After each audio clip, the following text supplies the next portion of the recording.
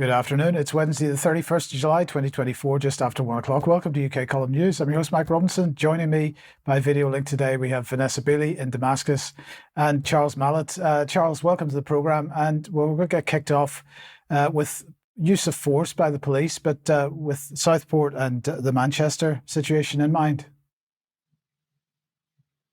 Thanks, Mike, and good afternoon all. Yes, it's been a week full of turmoil and grief for police and a lot of communities around the country. And I think it's brought out a number of issues that people have either not perhaps understood fully or have been led towards a particular point of view, perhaps by influences from elsewhere. And I thought the first thing to look at would be the use of force. And this pertains particularly to the incident that was filmed at Manchester Airport just over a week ago, in which it was apparently put out that an authorised firearms officer had used what appeared to be gratuitous force. There was then further context in that a bungled arrest attempt had effectively gone wrong, and a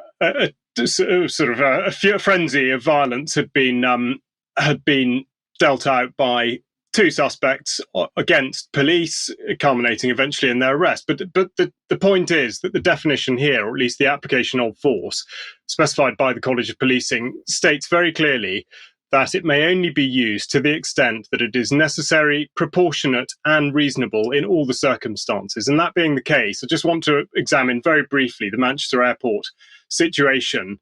In particular, the necessity, because, of course, we know now that the intent or the aim of police there was to detain the men that were there in front of them, therefore to effect an arrest by means of handcuffing. So we're just going to look at a very short video, and I'd like you to make up your own mind as to whether you think that this does fall within the category of being necessary, reasonable, and proportionate.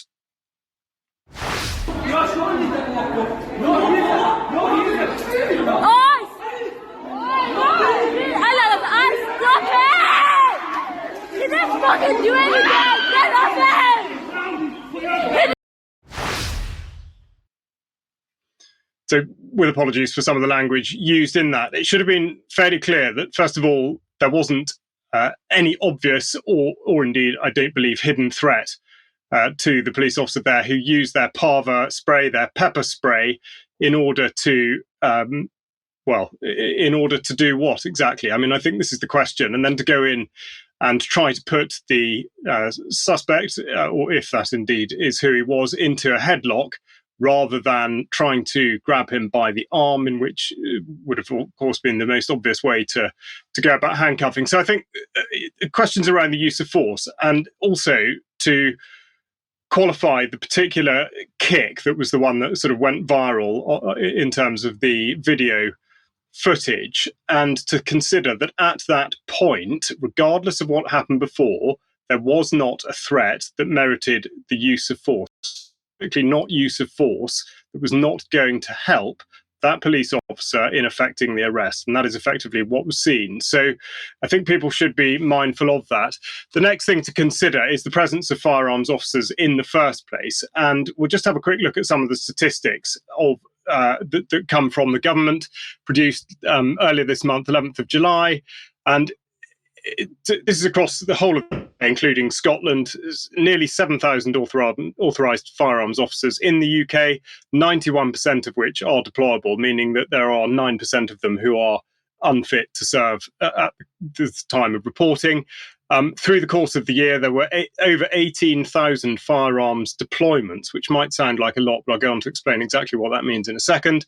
There were 2 intentional discharges. So that means that of those 7,000 firearms officers, only 2 live rounds were actually fired, 10 in the previous year. And you will have worked it out that that means there are fewer than 3 deployments per authorised firearms officer per year. Now, the point of drawing those statistics out is that it means that situations like the one that unfolded at Manchester Airport often look like there is a requirement for firearms, and that's not the case. A firearms deployment is one in which there is deemed the necessity for an armed response. And yet, because they are, in effect, enormously underemployed, because by per officer, they're only actually demanded on average 3 times in an entire year. It means they get drawn into other incidents, which means that it immediately changes the dynamic because they're armed. So the point of highlighting this is just to make people sort of cognizant of the fact that it does alter the dynamics of the situation, and it does alter the optics in terms of how the public perceive the police, which is something that we're going to come back to in a minute. The next thing to look at, of course, bearing in mind what's happened, first of all, in Kent and in Southport, is knife crime statistics. And I have some of those from the most recent publication from the House of Commons, October last year. And the main thing to point out really is that these sorts of, these are the homicide statistics, but particularly that knife crime or indeed sharp objects account for the greatest proportion of homicides. So they're on average over 200 homicides by stabbing every year. And we can see that 38% of them are made up by sharp objects. The urban areas, which of course are the places we're all being pushed towards as there's a drive to move people out of the countryside, but there's a much greater concentration per capita of stabbing offences in urban areas. And the statistics on possession offences, so possession of a sharp or bladed object, has now increased to over 1 year for 20% of those offences. Now, the other thing that we should be mindful of is how people are initially perhaps receptive to the idea of implementing controls, but I want to make clear that this leads down a dangerous path. And I would cite the SVRO, the Serious Violence Reduction Orders, which were implemented, in effect last year, but from legislation that went out in 2022. And I wrote an article about this for the UK column last year, Search Without Suspicion, which I would recommend that you do have a look at, because it does contextualize the really unfounded basis upon which people have orders placed upon them, which means that they can be searched without suspicion. And of course, this opens the door for similar pieces of legislation or similar orders being imposed on people for all manner of reasons in order, apparently, to protect the public. So people have to be very careful what it is they actually wish for. Now, to come on to what's happened in Southport, which obviously has been completely and utterly tragic, distressing, and an awful lot of other things for the families involved, the people that had anything to do with it, and indeed the community. However, the question is, has the response to this been appropriate? Has it been respectful? Has it actually helped those who are going through the grieving process? And I would just like to take a look at somebody that Brian was mentioning in the news on Monday. This is a post on Telegram from Tommy Robinson News, in which he describes the violent disorder there as being justified anger. He says, after reports of a man wearing a balaclava in possession of a knife near a vigil in the town centre, locals are venting their anger and frustration at the police in the aftermath of 3 children being murdered by an unknown assailant. So these are the same people who were effectively cheering on the armed police officer for kicking dark-skinned person in the head last week, are now saying that police should actually be attacked by those that are apparently in a state of grief. And we'll just have a quick look at a video to highlight exactly what it is that I mean in terms of the response in Southport last night.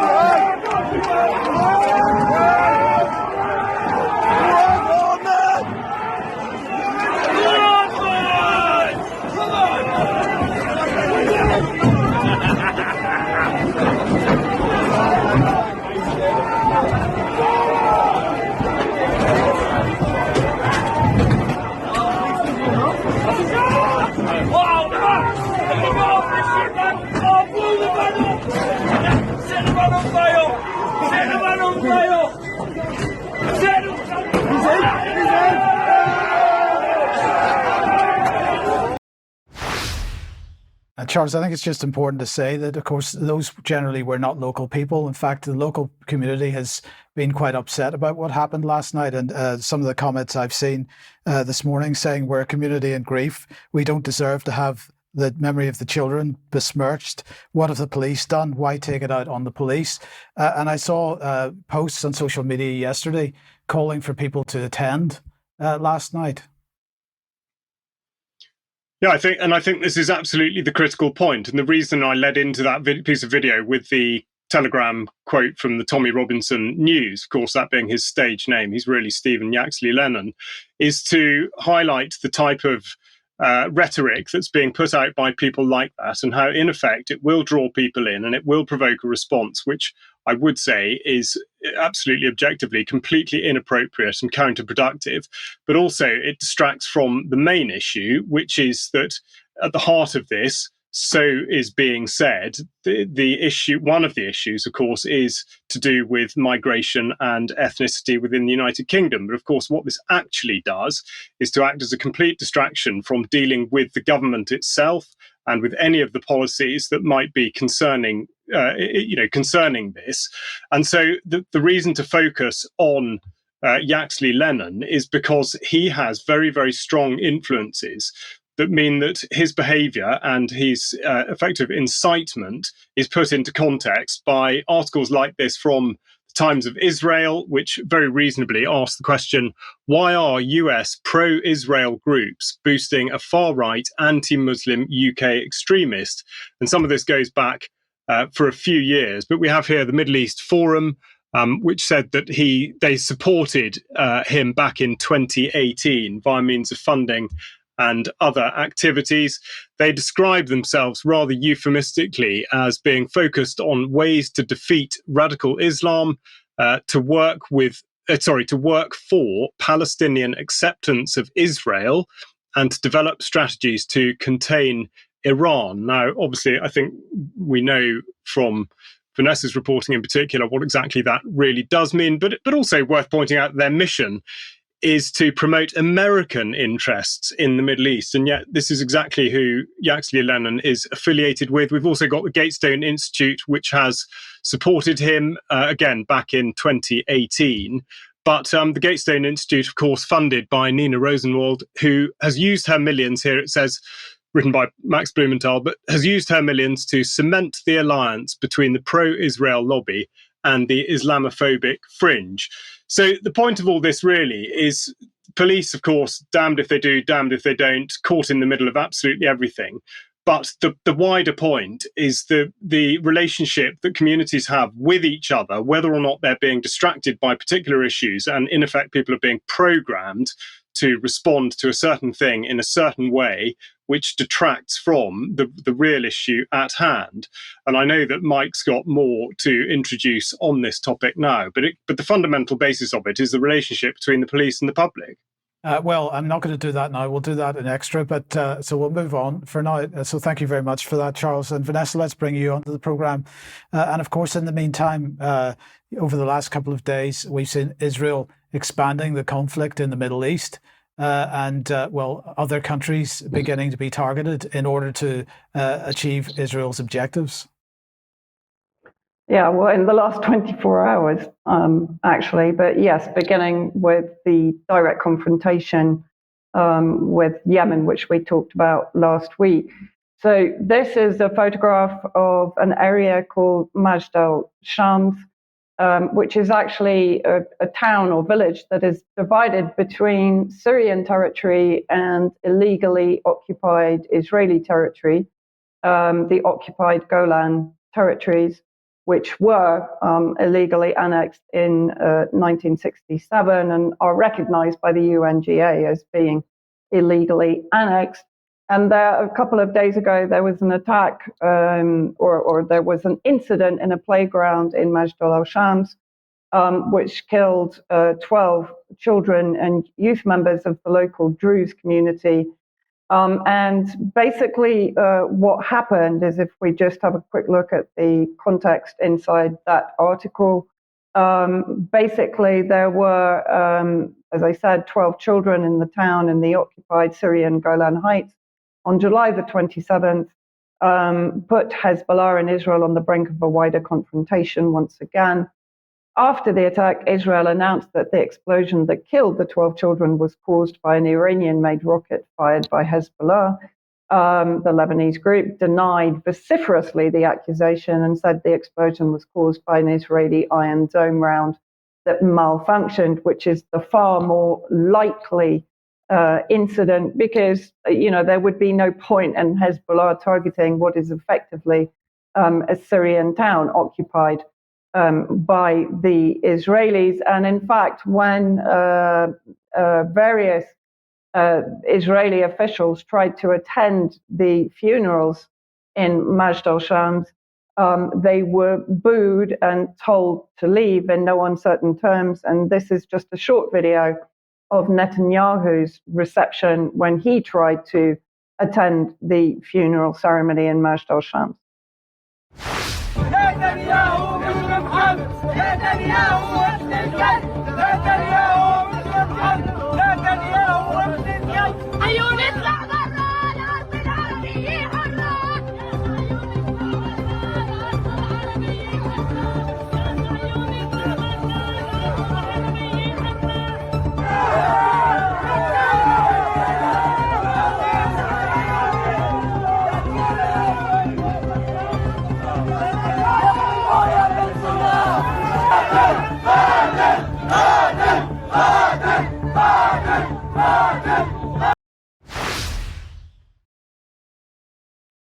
So not exactly a warm reception for the Israeli administration officials. Interesting that the Biden administration is now claiming that the Golan Heights is part of northern Israel. Now, where does that come from? 2019, so that was the Trump administration, which, if people remember, Trump recognized the occupied Golan territories as being Israeli, and in fact, Netanyahu promised to name an area of the territory after Trump, calling it Trump Heights. That then was led on to ministers within the Israeli regime authorizing Netanyahu and Gallant to order retaliation for the deadly Golan strike, which of course was still being blamed on Hezbollah, despite there being no evidence to that effect. Netanyahu broke away from his meeting in the US to return to Israel. And then basically what happened at 9 p.m. last night, there was a blast or a targeting, an assassination in the southern area of Beirut, which of course was targeted a few months ago, killing a Hezbollah commander, a Hamas commander in a similar area. But this blast was actually in a heavily populated residential area and directly behind one of the biggest hospitals in the area. So I just put together some of the video that was taken of the targeting.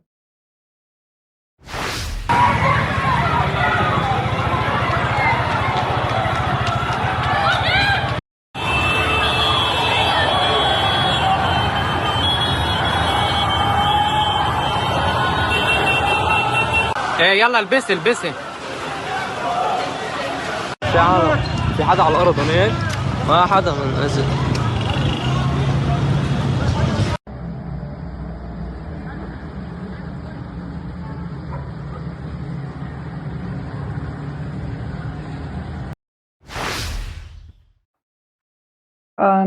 There were, in fact, 80 injuries, 3 deaths, 1 woman and 2 children. This was the scene later on that night of the completely destroyed building. Israel is claiming that the targeting was of basically number 2 commander in Hezbollah, Fouad Shukr, and they're claiming that they eliminated him. However, there has been no official statement from Hezbollah. It is believed that he was found alive in the rubble, badly injured and taken to hospital. So everyone is still waiting for an official announcement from Hezbollah. And until that moment, we can't acknowledge that he was assassinated. The children that were killed, Hassan and Amira Fadlallah, 10 and 6 years old, and a young woman, Basila Beydoun, also killed in that attack. All 3, obviously, civilians. The reaction immediately from particularly foreign officials, this is David Lammy, telling UK citizens to leave Lebanon immediately and not to travel to northern Israel. At almost the same time, I'm not sure of the exact time, but the US carried out a strike in Iraq against the Kataib Hezbollah in the PMU base south of Baghdad, assassinating those that they claimed had been responsible for drone attacks on the illegal US occupation bases in Syria in particular, but also in Iraq. And then at about 2 a.m., the leader of Hamas, Ismail Haniyeh, was assassinated in Tehran by an Israeli airstrike, which we believe came from outside Iran. So it came from a third country's territory. That hasn't been revealed as to which country it was yet. Haniyeh was basically in Tehran to attend the inauguration of President Pezeshkian. So effectively, Israel, while negotiating with Hamas, has just eliminated the chief negotiator. So now what has happened, Israeli airspace is closed from Hadara to Haifa line northward, state-run broadcasting authority. Deputy head of Russian Foreign Ministry calls the killing of Hamas Politburo chief unacceptable political murder that will escalate regional tensions.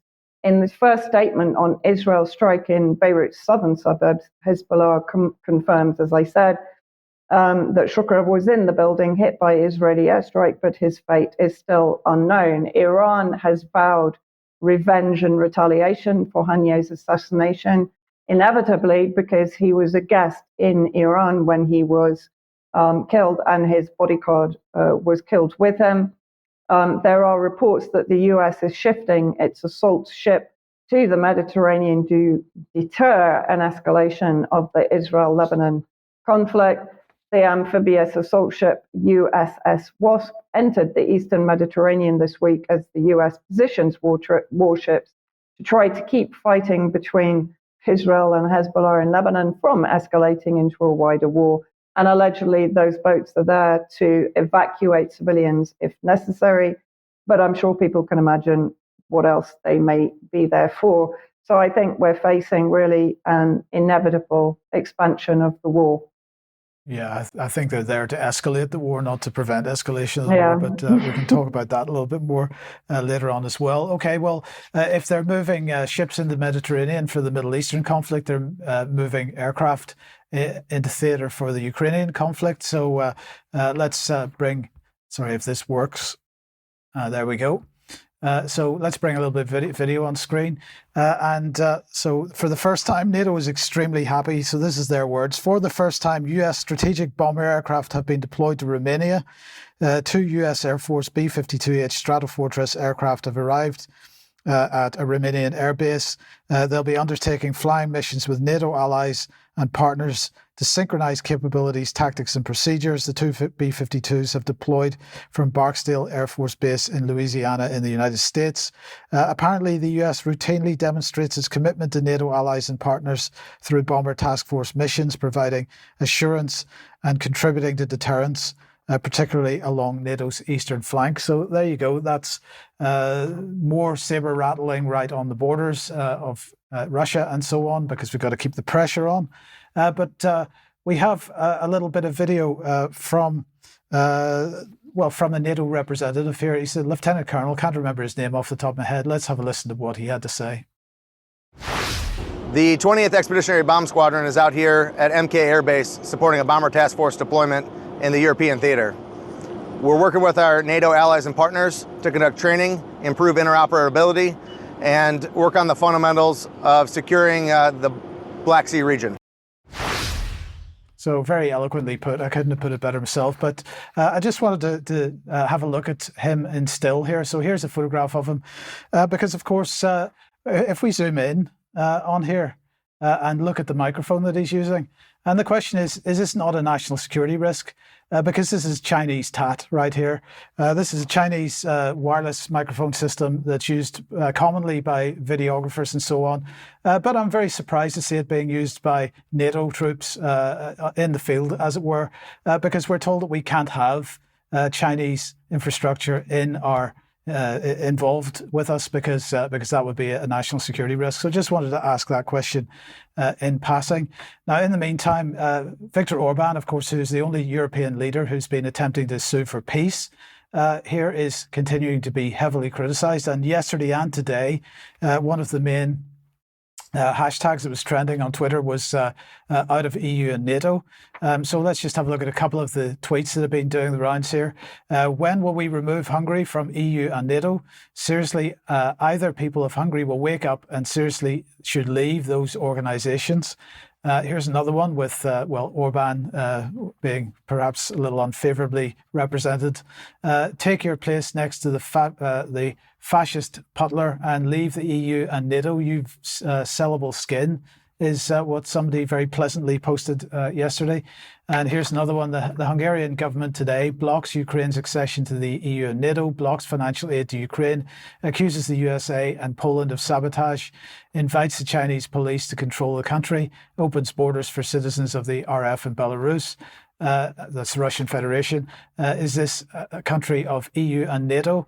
And so this is just 3 examples of some of the really vitriolic comments on Twitter over the last 2 days about this. So let's have a look at what Orban's been saying, because he's been particularly critical of Poland recently, and justifiably so.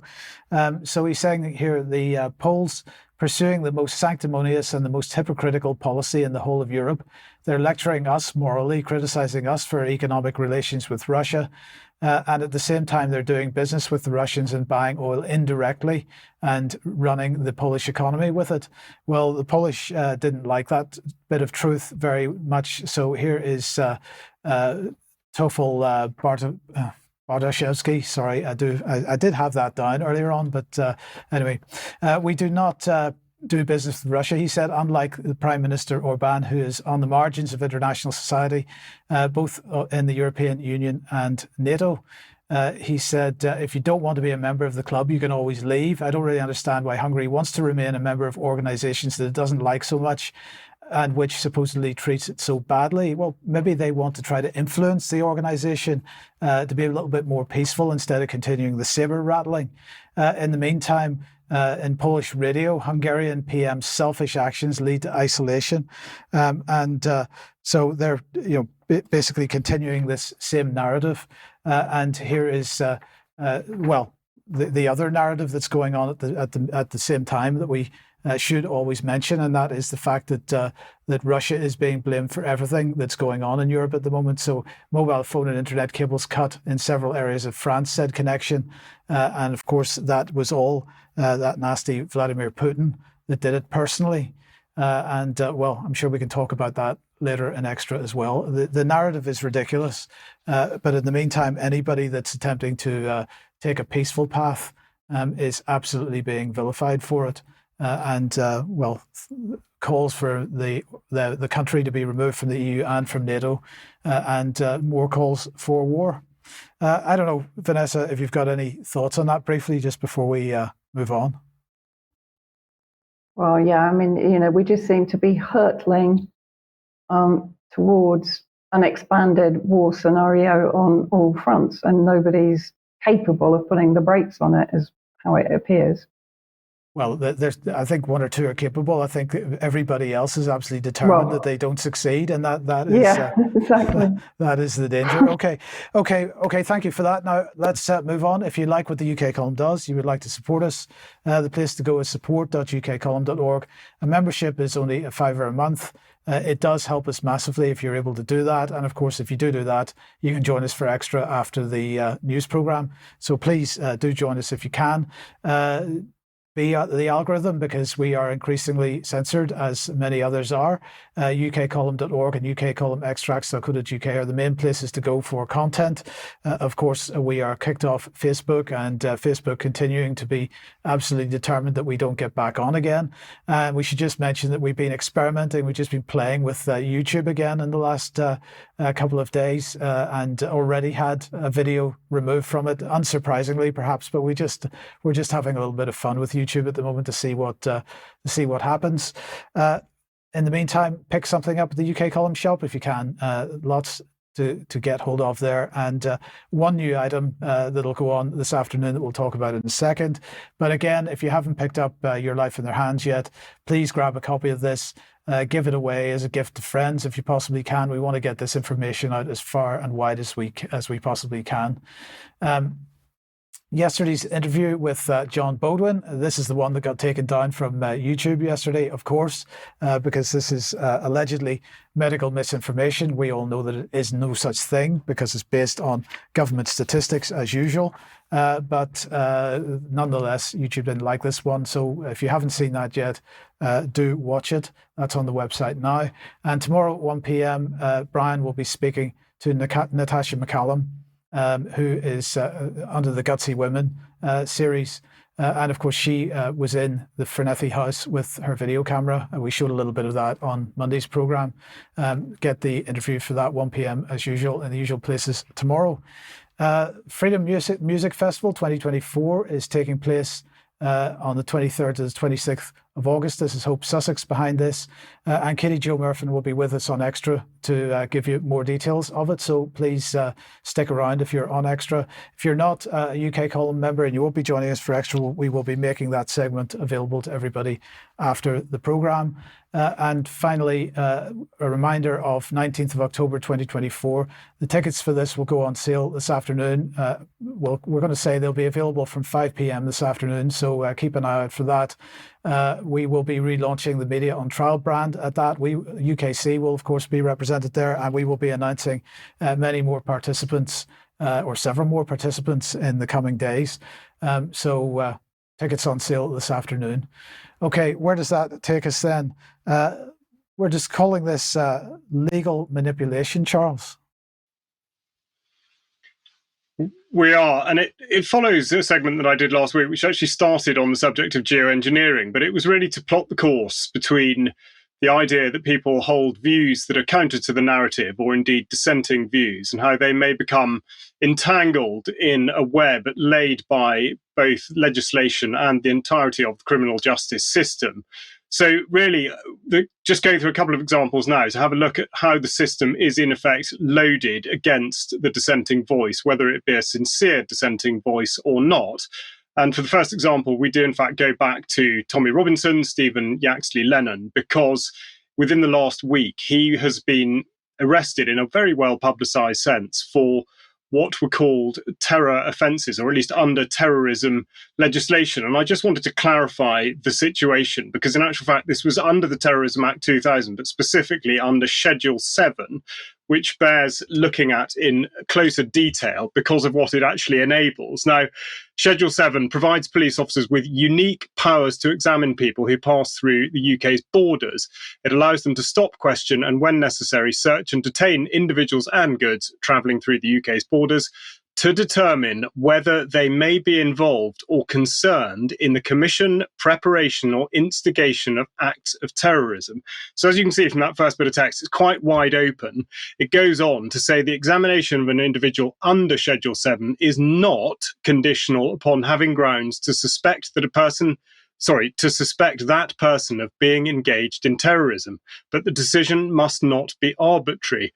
There are a range of safeguards and measures in place to ensure appropriate use of the powers. So quite clearly, it can be used as a fishing expedition because there doesn't need to be any evidential basis for detaining somebody under Schedule 7. And this is exactly what the Robinson situation brought out, because in actual fact he was arrested for breach of an injunction on a totally separate and unrelated matter, and yet this was the power invoked. And of course the message here is to be sending it across to people that anybody could in effect be ensnared by this. The next thing to look at is effectively a misrepresentation by him, whether intentionally or not, of his right to silence. He released a video after this in which he spoke about having been compelled by police to answer questions. Now, that is not actually the case. And we look at the rights under the Terrorism Act 2000 that you have whilst detained. Your right to remain silent if you are asked questions about your suspected involvement in the commission, preparation, or instigation of acts of terrorism. You do not have to say anything. However, it may harm your defence if you do not mention when questioned something which you later rely on in court. Anything you do say may be given in evidence, which in effect is the standard caution, just with a little bit of additional text for the Schedule 7 preparation and commission of acts of terrorism. So whilst clarifying that there is still the right to silence, what he, I think, was actually referring to is the compulsion under the Regulation of Investigatory Powers Act 2000, was the compulsion under Section 49 of a notice to disclose. And in effect, this means that if there's information that police say that they absolutely require, then you are compelled, effectively at pains of a criminal sanction, to give up that password or whatever it is to allow somebody to access the particular piece of information. So we'll just look at the Ripper Power Act of 2000, but within it here, the power to require disclosure. A disclosure requirement in respect of any protected information is necessary on grounds falling within this subsection if it is necessary in the interests of national security, for the purpose of preventing or detecting crime, or in the interests of the economic well-being of the United Kingdom. So again, it's perfectly easy to see that these criteria here are so wide open as to allow for what might be called a fishing expedition. And police in instances like this are supposed to be very particular as to what information they suspect may be there, and therefore what they will actually look at. But of course, this allows, by manipulation of the system, for police to not only look at something in the first place, perhaps on spurious grounds, but then to find things which they weren't actually looking for, but can then act upon. So this is a manipulation of the process, and indeed people should be very mindful of this.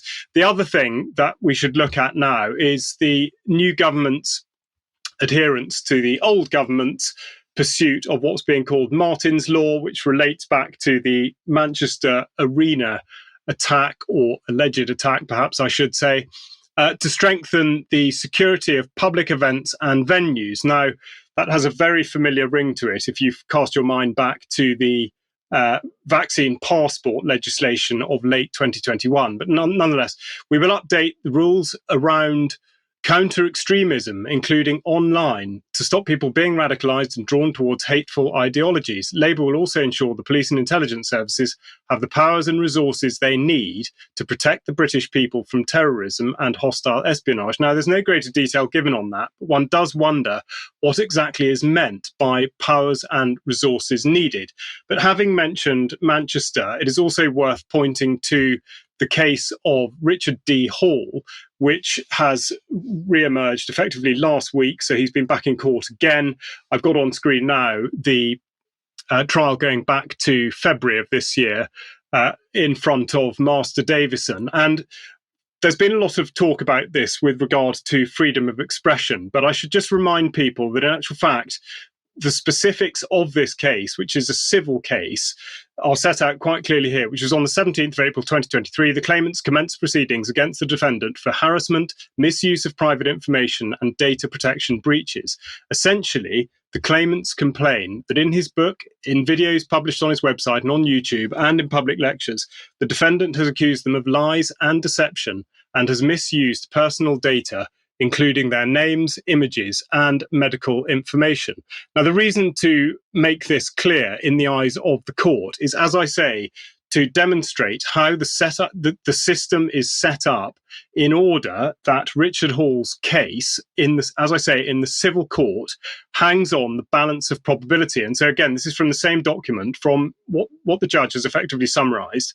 And this was Hall's effort to put forward what he regarded as evidence of something having not happened. But the judgment was that the important and governing principle is whether there are reasonable grounds for believing that further evidence or investigation would affect the outcome of the case. And he says there are no such reasonable grounds. he goes on to say further evidence and investigation will increase the volume of material that a trial judge would have to consider and time required to do so. But it is clear that the material will not affect the outcome. So the reason for pointing that out is to say that because the threshold within a civil court is on the balance of probability, the judge was in effect able to say that Hall's evidence was inadmissible. It was pointless to look at it because on the balance of probability, the narrative version of events in that an explosion did occur and people were wounded in the way that they described themselves as being wounded is on the balance of probability the case. So to clear that obstacle with that being the case is an absolutely monumental task, which explains the predicament to a certain extent of Richard Hall. Now, what I also want to go on and deal with, because since we're talking about terror and we introduced the idea last week of government, in fact, being the genesis of the word or the description of terrorism in that it was acts by government. We've seen this many times before. We go back to the 23rd of March 2020, where the Behavioural Insights team offered advice to SAGE, and we see here the perceived threat with regard to COVID. A substantial number of people still do not feel personally threatened.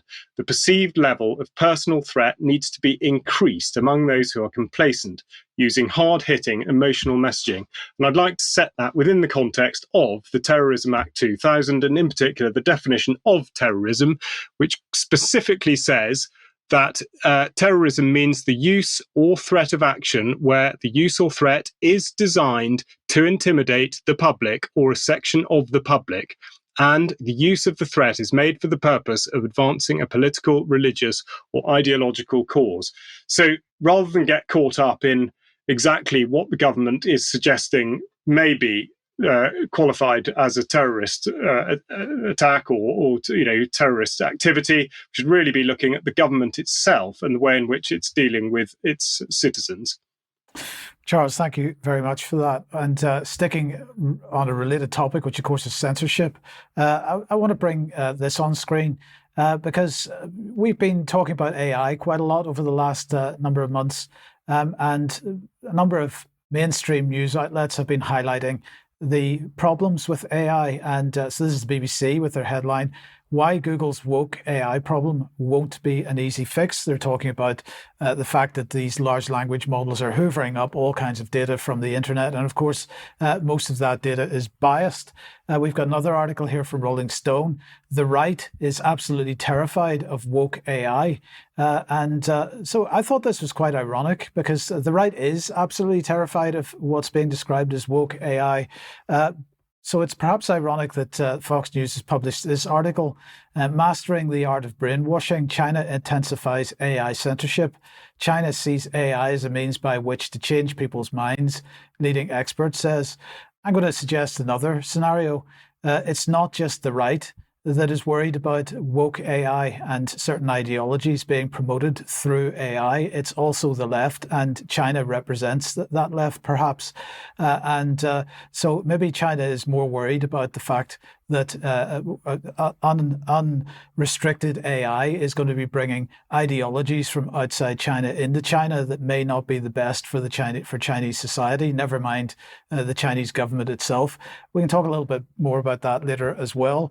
But sticking with censorship then, GB News was publishing this yesterday, End of Free Speech in Wales. GB News permanently banned in Senedd after major censorship. And this is about the internal television network. So inside the Senate building and the various offices and so on, there are televisions there and they receive television signals. And the Senate has decided that GB News's broadcasts are no longer welcome on the internal television network. And so they've kicked it off. They did this last November, actually, but they've decided to make this a permanent thing. So this was a petition which apparently didn't seem to get any traction, but nonetheless stopped the ban on GB News in the Senate from last November. And this is what the presiding officer said, Ellen Jones: "Please understand and respect my attempt to protect women and men working in the Senate from having to witness." In this case, she was talking about Lawrence Fox's offensive and misogynistic comments on our internal Senate system. So I leave it to you to decide whether this is appropriate. I would have some very serious questions about this.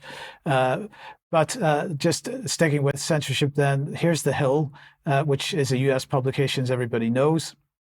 But their headline here is "The most chilling words today. I'm from NewsGuard and I'm here to rate you."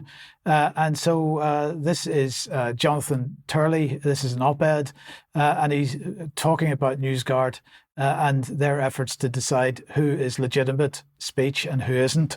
And so if we just put that back for a second, let's look at NewsGuard. They say that they're transparent, accountable, trust ratings for thousands of news outlets. We've talked about them before because, of course, we at the UK column have also received this particular call from them. So this is our trust rating from NewsGuard. We get 27.5 out of 100. Proceed with maximum caution. This website is unreliable because it severely violates basic journalistic standards. Well, quite honestly, perhaps we need to be violating a few more journalistic standards, but let's have a look and see.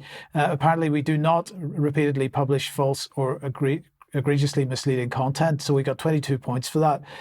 We do gather and present information responsibly. Oh, no, sorry, we don't. That's right, because there's X's beside that, aren't there? So I'm completely wrong there.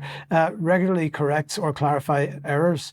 We don't do that, except I just did do that, didn't it? So they got that wrong too. But anyway, handles the difference between news and opinion responsibly.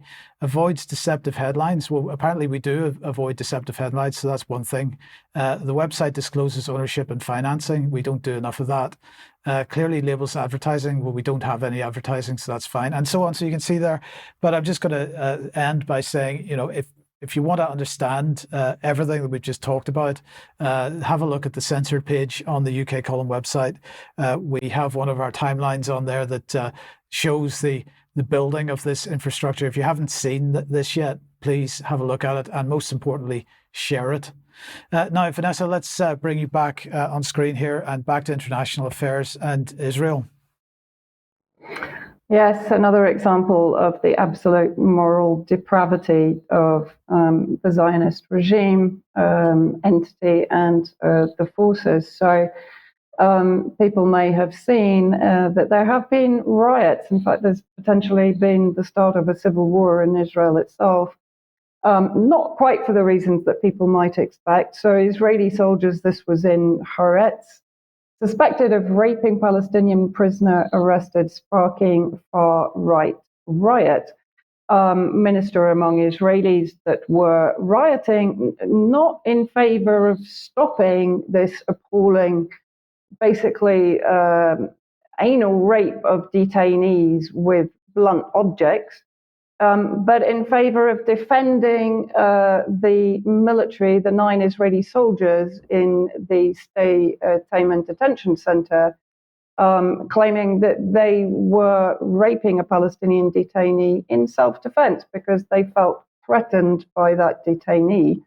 Israeli military police raided Stay Taman, but were met with resistance by soldiers who reportedly barricaded themselves into the facility and used pepper spray to defend themselves before eventually being taken into custody. They were suspected of abusing a Palestinian detainee who, according to Arab 48, is suffering from a serious wound in his rectum area. This is not an isolated incident, according to multiple testimonies from former detainees. And so then this was put out by Afshin Ratansi of Going Underground. Israel is descending into civil war on the right of Israeli soldiers to rape Palestinians. The moderate wing rape is wrong and commit genocide by bombing, shooting, and ethnically cleansing them instead. The extreme wing, which is the majority of the current administration, and actually the majority of Israelis, according to many analysts, Israeli soldiers should be allowed to rape Palestinians. Another headline in Israeli media bordering on anarchy, IDF chief sounds alarm after right-wing mob overruns a second base, also apparently accused of carrying out the same appalling torture. And then I just wanted to show this. This is a video of 2 Knesset members arguing with each other in the Knesset over whether rectal rape should be allowed or not. So let's just roll this. שם שכנראה בגלל איזה שהם טענות של יחס למחבלי נוח'בה, ויש שם אירוע של התבצרות וכולי. הטרלול שהמדינה שלנו נכנסת אליו סביב הסיפור הזה הוא מטורף, וצריך להפסיק אותו, ואני חושב שצריך פה לתת דוגמה אישית, ואני אומר עכשיו, ואני קורא לחברי הקואליציה לעשות כמוני, אני קם ואני יוצא מפה, ואני לא הולך להצביע יותר על שום דבר, עד שהסיפור הזה והטרלול הזה, שיש מי שבפרקליטות חושב שאפשר לבוא ולעצור חיילים על דברים שעושים למחבלי נוח'בה, לא נגמר. אוקיי? ואני מאוד מבקש, ואני חושב שחבריי בקואליציה טוב יעשו, אם יעשו כמוני. אנחנו לא יכולים להמשיך כרגיל. להכניס מקל לרקטום של בן אדם, זה לגיטימי? כן, אם הוא נוח'בה, הכל לגיטימי לעשות לו. הכל. הכל. זה מה שרציתי. הכל, האנשים האלה, אתה יודע מה עשו? אוקיי. טוב. יש דברים שלא עושים.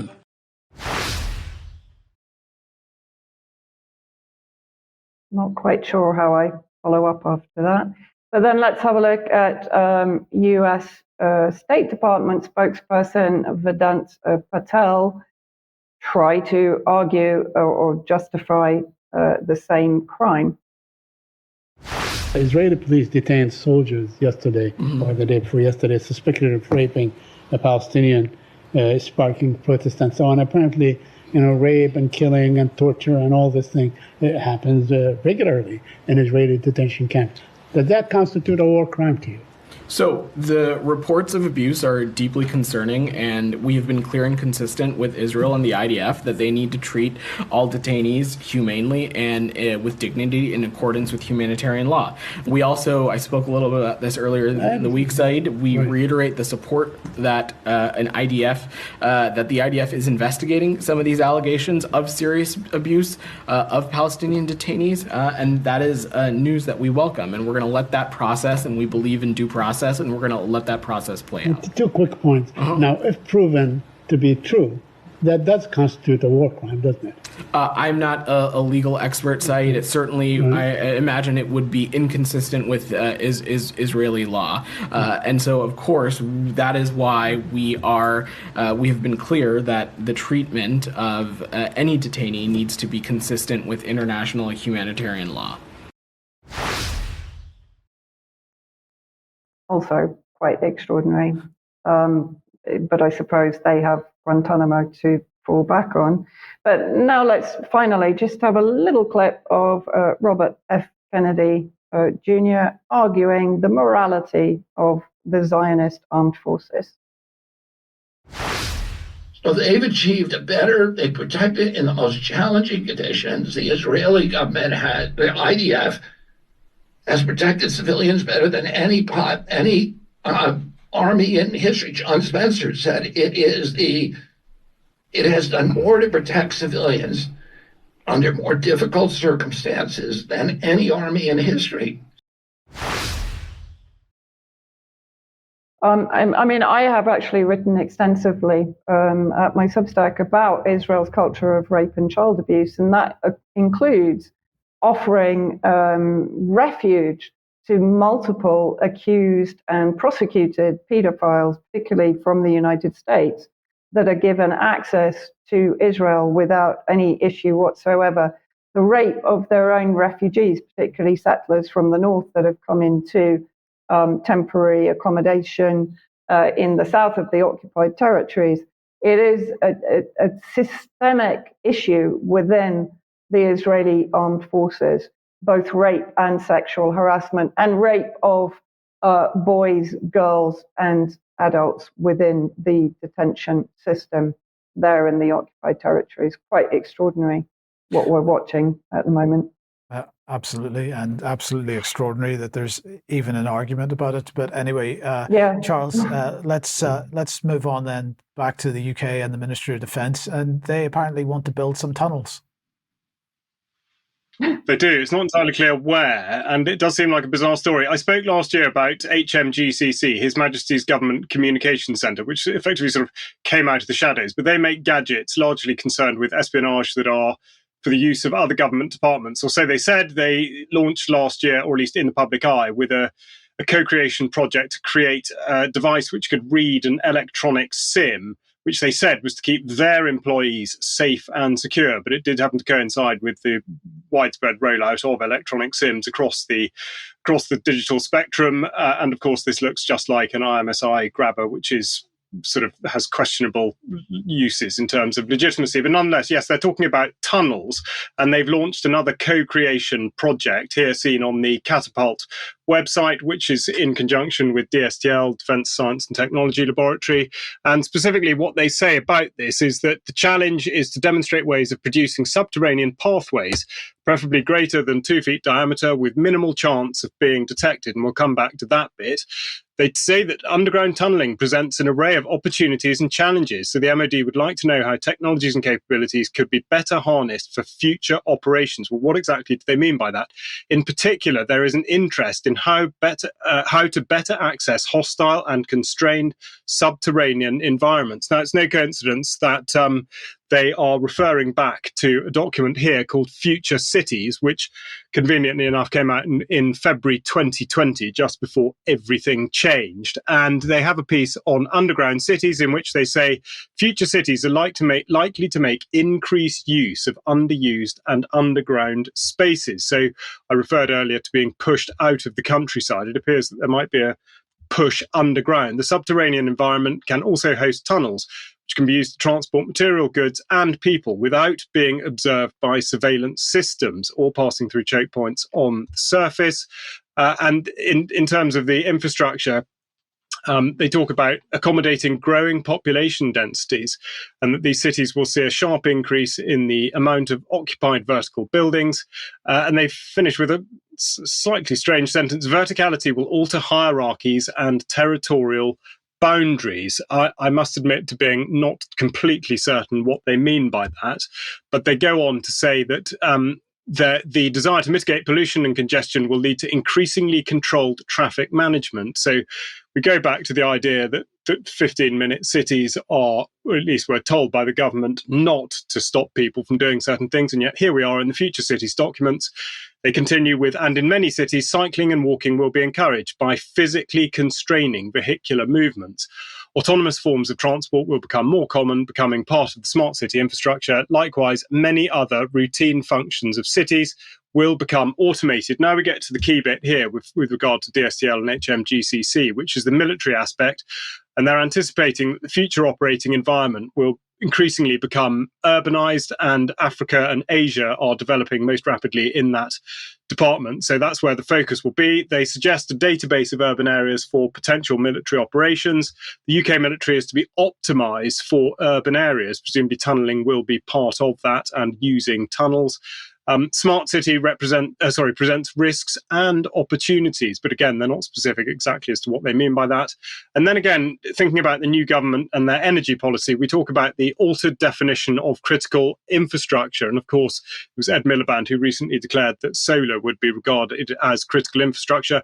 I should also point out that within this document, tunnels in Syria, Lebanon and Gaza are all cited, as are tunnels in China and Mexico. So they do appear to be sort of telegraphing future intent. And then also just going back a little bit further to last year, we've got the Defence and Security Accelerator. We're going deeper underground. And this one is sort of the other side of it. This is to do with detecting movement in tunnels. So it does look very much like they do want to have a military, if not other capability within tunnels. And just to confirm that this has been sort of going ahead here, we've got 7 Armoured Brigade, the Desert Rats going tunnelling back in July 2022. So quite what's going to happen next, I'm not quite sure, but I will report as and when there's any further information. Brilliant. Thank you, Charles. Okay, and the last thing we'll just mention here is CBDC, because the Bank of England has been publishing more information.